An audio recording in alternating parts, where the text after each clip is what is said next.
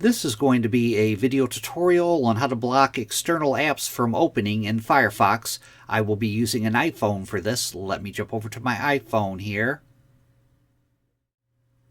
I have my phone opened up now and I am on the Firefox app. To block external apps from opening, you want to go down to the bottom down here, down to the three-dot menu. You want to tap on that. Then you want to go down to where it says Settings and tap on Settings. Then you'll go down to where it says Browsing and tap on Browsing. And right down here toward the bottom, Block Opening External Apps. If you want to block external apps, you would toggle this on.